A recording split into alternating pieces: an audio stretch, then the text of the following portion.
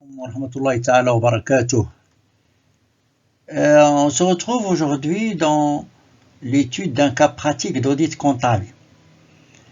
C'est un cas issu d'un cas réel, adapté et simplifié bien sûr. Dans cette vidéo, nous allons nous initier à l'audit. Vous savez, l'audit, c'est pas une tâche simple, c'est pas une tâche pour débutants. Mais quand même, nous allons petit à petit avoir une initiation sur cette tâche très très importante. Alors, entre parenthèses, lorsqu'on parle d'audit, l'auditeur, c'est comme un médecin qui cherche les anomalies, d'accord? Et une fois qu'il trouve les anomalies, il doit savoir la cause, il doit chercher la solution. Et on va partir bien sûr d'un cas, on va partir d'une balance qui va être exportée à partir d'un logiciel de comptabilité.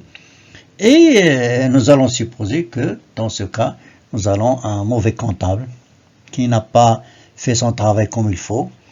Et parce qu'il n'a pas fait son travail comme il faut, ça a donné lieu à un certain nombre d'anomalies, un certain nombre d'irrégularités qui vont être détectées par un rapport d'audit.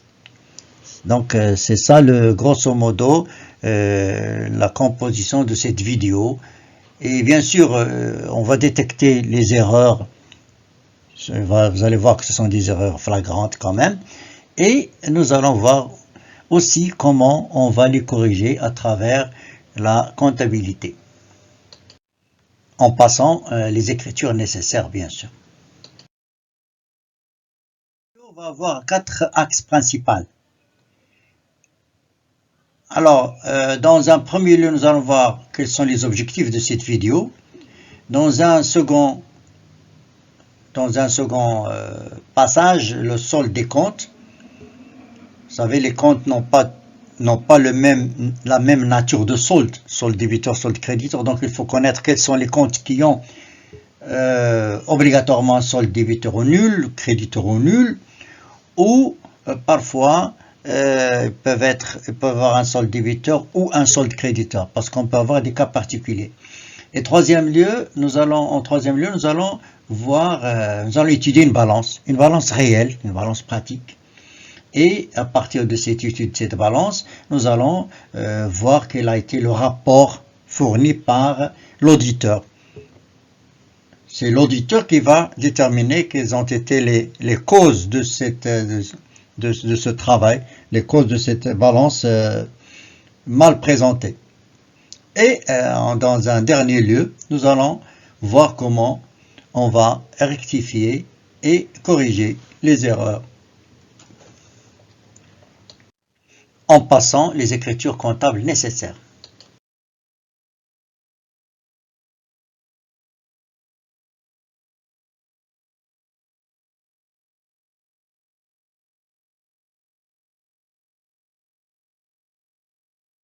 Les objectifs de la vidéo. Dans cette vidéo, je vais essayer de montrer que la comptabilité, c'est une science réelle, et que le comptable doit être conscient de ce qu'il fait. Donc, il ne fait pas n'importe quoi. Il y a une logique qu'il faut comprendre et qu'il faut respecter. De même, les écritures comptables doivent être équilibrées. Vous passez une écriture tout en étant conscient de la nature de l'opération, de ce qui va suivre, parce que si vous ne faites pas attention, si vous saisissez n'importe quoi, n'importe comment, et bien à la fin, on peut se trouver devant des situations de fraude. Par exemple, au niveau de l'alias fiscal, j'ai déjà publié je crois 2 ou 3 vidéos là-dessus. Au niveau de l'alias fiscal, eh bien s'il y a des erreurs qui sont très flagrantes, par exemple une caisse créditrice, solde créditeur, eh bien là, ou bien ça ne passe pas au niveau de la déclaration, au niveau de la DGI, ou bien ça peut déclencher tout simplement un contrôle fiscal.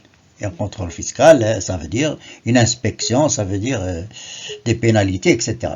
Et la DGI ne bouge pas, ne fait pas de... Souvent, il ne fait pas de contrôle fiscal que lorsqu'elle est sûre qu'il y a des problèmes.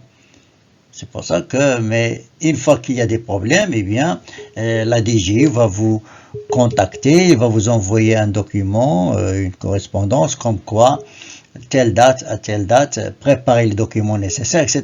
Et c'est très ennuyeux, d'accord? Et aussi, je voudrais faire savoir aux personnes qui débutent dans ce métier, c'est le métier de comptable, que chaque fois que vous avez des problèmes, il ne faut pas hésiter à demander conseil. Et pour réussir le métier de comptable, il faut avoir un réseau de relations, à qui demander, à qui poser la question.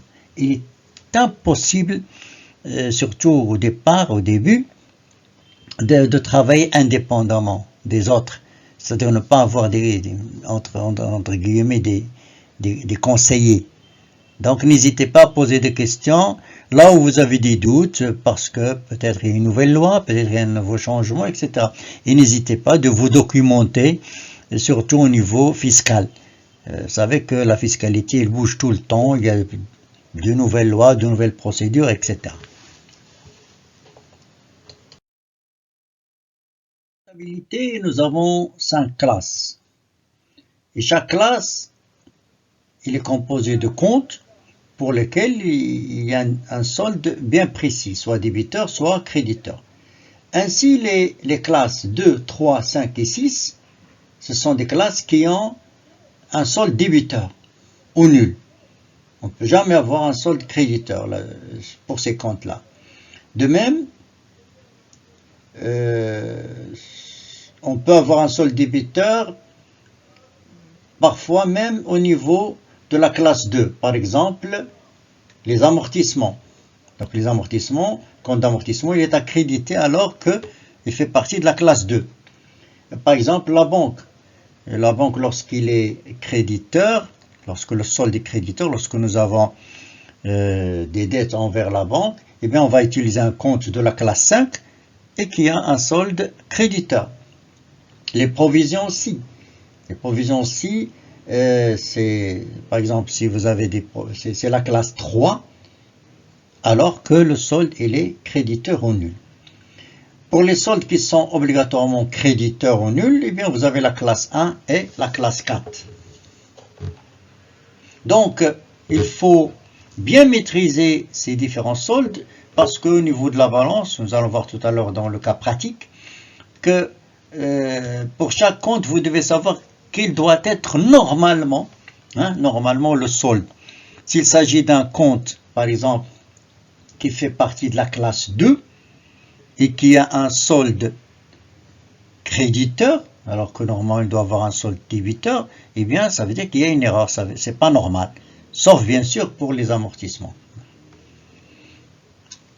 De même, la classe 1 et 4, il a toujours un solde créditeur. Par exemple, on ne peut jamais avoir au niveau du compte fournisseur, 4411, on ne doit jamais avoir un solde débiteur, en principe. À part le compte avance sur commande. Nous allons partir d'une balance importée du logiciel C, ça peut être un autre logiciel, pas de problème. Donc voilà, vous avez la balance, bien sûr elle est équilibrée, automatiquement équilibrée, mais on va vérifier quand même. Au niveau d'Excel, on va mettre les formules somme et... Bon, vous remarquez ici que j'ai pris pour chaque classe une couleur différente. Et je sais que pour la classe 1, par exemple, le solde doit être obligatoirement créditeur. Pour 2, 3 et 5, par exemple, et 6, le solde doit être obligatoirement débiteur. Donc ici, si la condition est vérifiée, c'est OK. Sinon, c'est à rectifier. Donc je prends la formule, je la copie, je l'applique pour la classe 2 ou la classe 28, c'est-à-dire les amortissements. Ils doivent avoir un solde créditeur. Pour le reste, ça va être un solde débiteur. Et bien sûr, chaque fois que c'est pas correct, et il met la mention à rectifier. Donc, nous allons passer mise en forme conditionnelle et nous allons choisir celles qui contiennent un texte spécifique. Là où il y a à rectifier, eh bien, ça va être en rouge clair, vous allez voir tout à l'heure, ça va être en rouge clair, et puis la police doit être en rouge foncé. D'accord? Comme ça, chaque fois que nous avons des cas où il y a à rectifier, ça va être en couleur différente. Voilà. Maintenant, je vais ajouter un filtre automatique, filtré sur la première, et là, je vais appuyer et je vais faire sortir rien que ce qui est à rectifier. Et là, nous profitons pour voir un petit peu Excel. D'accord. Et voilà, donc voilà les cas à modifier.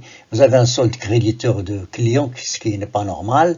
Vous avez donc, alors, il y a un rapport d'audit. L'auditeur nous a fourni un rapport dans lequel il a essayé de trouver quelles sont les causes et de vérifier avec nous ce qu'il faut modifier, ce qu'il faut changer. Donc, par exemple, nous avons un règlement en espèces client qui a été comptabilisé 2 fois. Nous avons un compte d'attente débiteur qui correspond à une redevance crédit bail qui n'a pas été comptabilisée. C'est une facture qui n'a pas été comptabilisée. Nous avons un règlement fournisseur par chèque qui a été comptabilisé 2 fois, donc il faut revoir. Nous avons un montant de 25 000 qui correspond à un règlement fournisseur par chèque bancaire. On a réglé le fournisseur par chèque bancaire alors qu'il a été comptabilisé comme retrait associé, compte courant créditeur. Et là, je vous dis que nous avons un comptable qui n'est pas à la hauteur, donc il commet ses erreurs, soit par ignorance, soit parce qu'il n'a pas suffisamment les informations. C'est pour ça que là où on n'a pas suffisamment d'informations, il faut demander. Vous avez aussi un virement d'un montant de 25 000 qui a été relevé au niveau du relevé bancaire. Il a été comptabilisé en compte d'attente et il correspond, entre compte d'attente créditeur, il concerne un règlement client. Pour les comptes d'attente, pour les comptes courants créditeurs, je vous propose de voir les vidéos qui sont affichées en haut. Là, vous pouvez les consulter.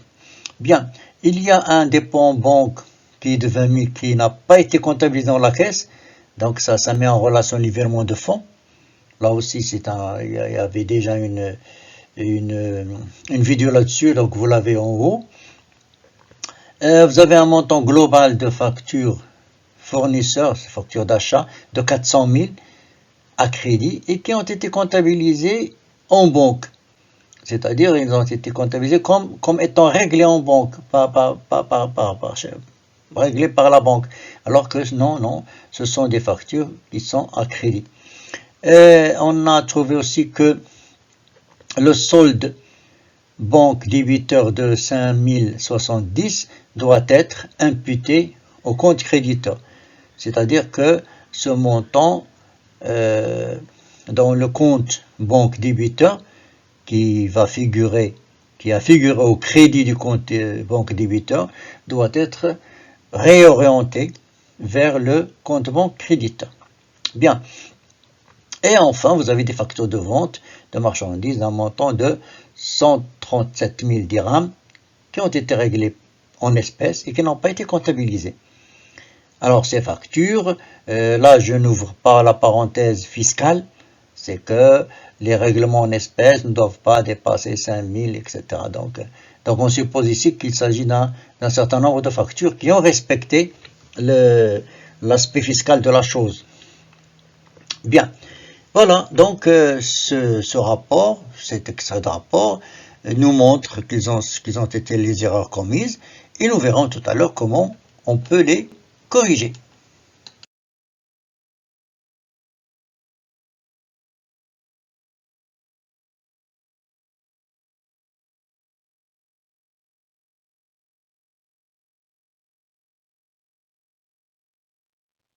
Nous arrivons à la rectification comptable. nous avons 10 points. Bien sûr, la rectification doit se faire au niveau du grand livre et non pas au niveau de la balance. Nous avons donc 10 points à corriger et ça va donner lieu à 10 écritures distinctes. Donc à droite vous avez l'extrait, à droite vous avez les écritures comptables correspondantes. Bien sûr, ces écritures comptables ne se présentent pas ainsi. Il faut qu'ils soient faits dans le cadre d'un journal auxiliaire d'audit. Nous allons créer au niveau du logiciel journal d'audit et nous allons passer des écritures de régularisation correspondantes, comme indiqué sur l'écran.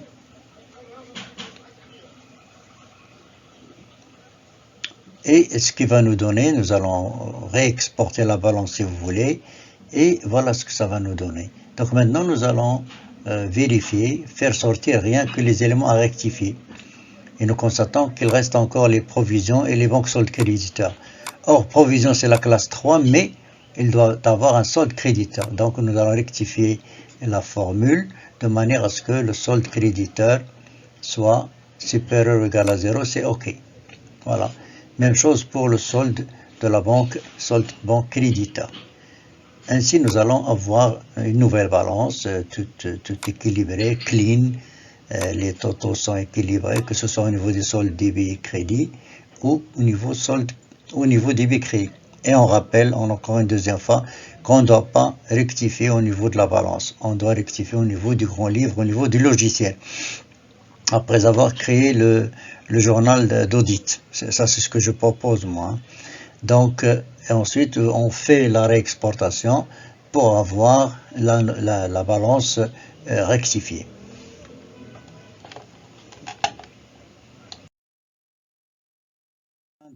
C'est la fin de la vidéo. Merci pour votre attention. La prochaine vidéo va porter sur un autre cas pratique d'audit comptable. Et il s'agit de l'analyse des charges. L'analyse des charges est un élément très très important en audit et nous allons apprendre comment évaluer la régularité ou l'irrégularité des charges qui ont été comptabilisées.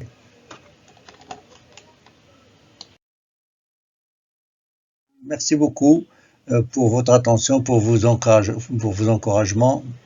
Je vous rappelle que tous vos commentaires, vos suggestions sont les bienvenus. Allah yaounkoum ou à la prochaine vidéo, Inch'Allah.